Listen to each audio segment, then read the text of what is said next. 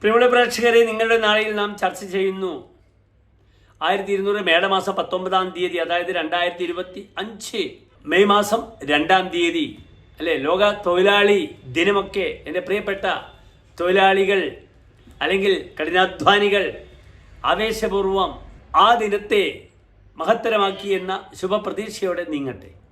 സംഖ്യാശക്തി എന്നാണ്, ഐക്യമത്യമാണ് മഹാബലം, unity is strength എന്നൊക്കെ നമ്മെ പഠിപ്പിച്ചിട്ടുണ്ട്.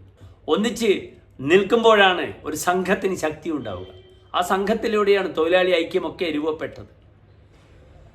നാളെ മെയ് 2-ാം തീയതി തൃശ്ശൂർ സൂര്യോദയം കാലത്ത് 6:10 അസ്തമയം വൈകിട്ട് 6:33 നാളെ വെള്ളിയാഴ്ചയാകുന്നു.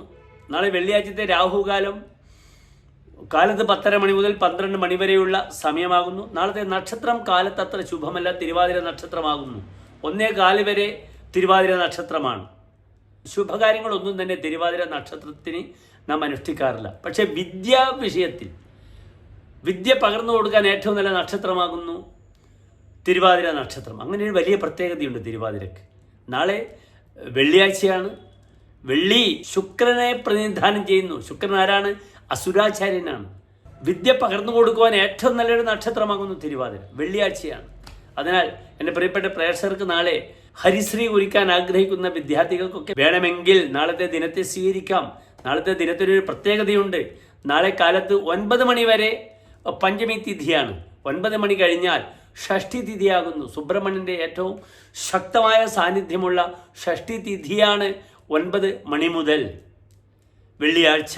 പിന്നെ മറ്റൊരു പ്രത്യേകത, ശങ്കരാചാര്യരുടെ ആദി ശങ്കരാചാര്യരുടെ ജയന്തി, ശ്രീ ശങ്കര ജയന്തിയും ഈ പറഞ്ഞ നാളത്തെ വെള്ളിയാഴ്ചയാണ്. ധാരാളം പ്രത്യേകതകളാണ്. അതിനാൽ പുതിയ വിദ്യ പഠിക്കാനൊക്കെ നാളെ 9 മണി മുതലുള്ള സമയം എൻ്റെ പ്രിയപ്പെട്ട പ്രേക്ഷകർക്ക് സ്വീകരിക്കാവുന്നതാണ്. വളരെ അനുകൂലമാണത്. നക്ഷത്രം തിരുവാതിരയാകട്ടെ. മറ്റ് ശുഭകാര്യങ്ങൾക്കൊന്നും തിരുവാതിര നാം സ്വീകരിക്കാറില്ല. യാത്ര പോകാൻ സ്വീകരിക്കാറില്ല. വിത്തിട്ടാൽ പൊടിക്കാത്ത നക്ഷത്രമാകുന്നു. പക്ഷേ വിദ്യയ്ക്ക് ബെസ്റ്റാണ്. അതിനാൽ എന്തെങ്കിലും പഠിക്കാൻ ആഗ്രഹിക്കുന്നവർക്കൊക്കെ ഈ ദിനം, പ്രത്യേകിച്ച് ശ്രീ ശങ്കര ജയന്തിയും കൂടി വരുന്ന ദിനം, ശുഭത്വത്തോടു കൂടി എൻ്റെ പ്രിയപ്പെട്ട പ്രേക്ഷകർക്ക് സ്വീകരിക്കാവുന്നതാണ്. നാളെ ശുഭ കാര്യങ്ങളൊക്കെ ചെയ്യുവാൻ നല്ലത് ഉച്ചയ്ക്ക് 1:15 മുതൽ 3:15 വരെയുള്ള സമയമാകുന്നു. അത് ചിങ്ങം രാശിയിലുള്ള സമയമാകുന്നു.